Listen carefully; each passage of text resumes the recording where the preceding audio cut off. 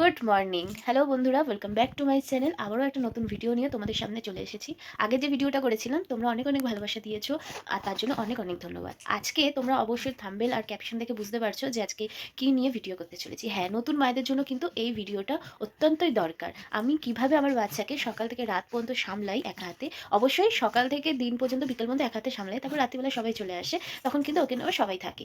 আর আজকে আমি সারাটা দিন আমি আমার বাচ্চাকে কীভাবে সামলাই সেটাই কিন্তু তোমাদের সাথে শেয়ার করবো। তো সঙ্গে থেকো আর দেখতে থাকো। এই যে গুড মর্নিং, গুড মর্নিং বাবাই,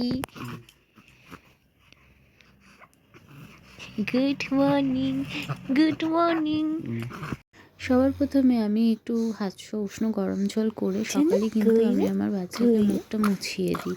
তারপরেই দেখো ওর হাত পাগুলো মুছিয়ে দিই। তার কারণ হচ্ছে অনেক সময় হাতে হয়তো নোংরা থাকে, সেই কারণে ওটা মুখে দিলে সমস্যা হতে পারে।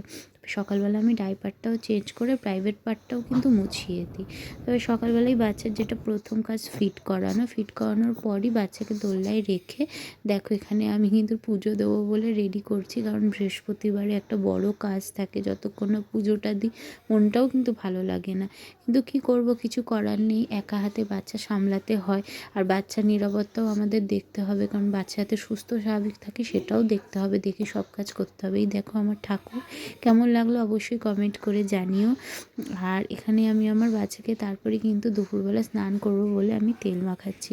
তেলটা কিন্তু মাখিয়ে তারপরে আমি বাচ্চার গা মুছিয়ে দেবো, যেহেতু আমি সবসময় স্নান করাই না, সপ্তাহে একদিন করাই।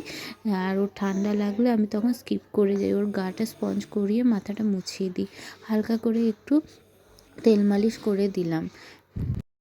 তারপরে আবার দেখো গরম জল করলাম, গরম জল করে ভালো করে গামছাটা ভিজিয়ে কিন্তু এটাকে খুব গরম রাখবো না, হালকা উষ্ণ রেখে তারপরে জিভটা আমি পরিষ্কার করে দিই। জিভটা আমি সকাল সন্ধ্যা 2 টাইম করি। আর তারপরে এই গাটা মুছিয়ে দিলাম ভালো করে, কারণ যেহেতু দেখো এখনও ঠান্ডা যায়নি, বাচ্চাদের কিন্তু চট করে ঠান্ডা লাগে, গরম যতই লাগুক ঠান্ডাটা কিন্তু চট করে লেগে যায়। তারপরে কিন্তু দেখো আমি আমার বাচ্চাকে কিন্তু ভালো করে গা স্পঞ্জ করে রেডি করে দিলাম। আর এই করতে করতেই কিন্তু আমার সারাটা দিন কেটে যায়। যারা মা হয়েছো জানো ভালো করে যে একটা বাচ্চা ছোট থাকা মানে তাদের অনেক কিছু রেসপন্সিবিলিটি থাকে, ঘরের সব কাজ একদিকে আর বাচ্চা সামলানো একদিকে।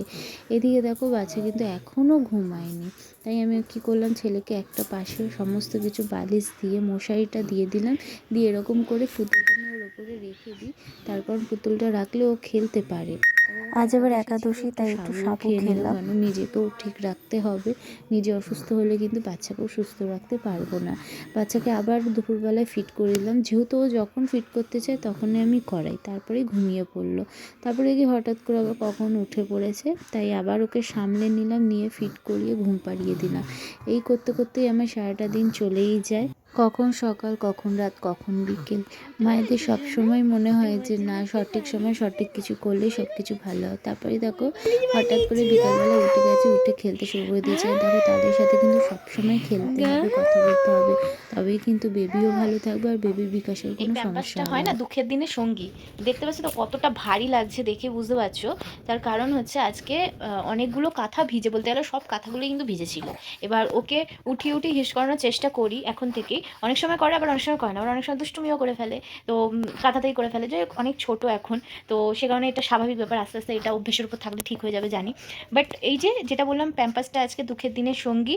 আজকে কিন্তু অনেকটা বেলা করে প্যাম্পাস পরিয়েছিলাম, তো জাস্ট 2 ঘন্টাও গেল না এই যে প্যাম্পাসটার এই অবস্থা হয়ে গেল। তো এখন প্যাম্পাসটাকে খুলে দিলাম, কাঁথাগুলো শুকিয়ে গেছে, আর প্যাম্পাস এখন পরাবো না, সে রাত্রিবেলা ঘুমানোর সময় প্যাম্পাস পরাবো, আর যতক্ষণ সময় থাকবে চেষ্টা করাবো হিসি করানোর, আর কাঁথা দিয়ে দেবো। তা তোমরা এখনও কিন্তু ব্লগটা শেষ হয়নি, দেখতে থাকো, আর কেমন লাগছে অবশ্যই কিন্তু কমেন্ট করে জানিও। তারপরে বাচ্চাকে কোলে নিয়ে কিন্তু আমি একটু ওকে ঘোরাতে থাকলাম, গান শোনাতে থাকলাম।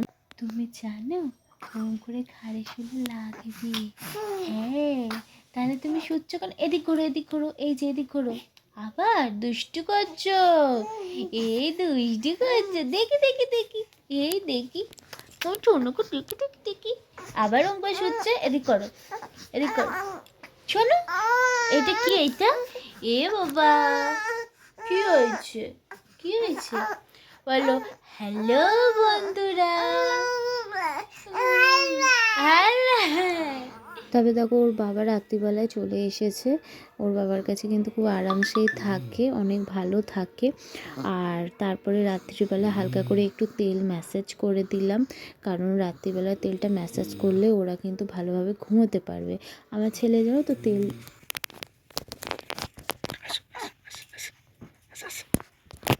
আমার বাচ্চা যখনই ফিট করতে চায় আমি কিন্তু তখনই ফিট করাই, কারণ মায়ের বুকের দুধ কিন্তু সব থেকে উপকারী আর অনেক রোগ ক্ষমতা থেকে কিন্তু বাচ্চাকে বাঁচায়। তাই সবসময় দরকার তারা যখনই ফিট করতে চায় তাদেরকে ফিট করানো।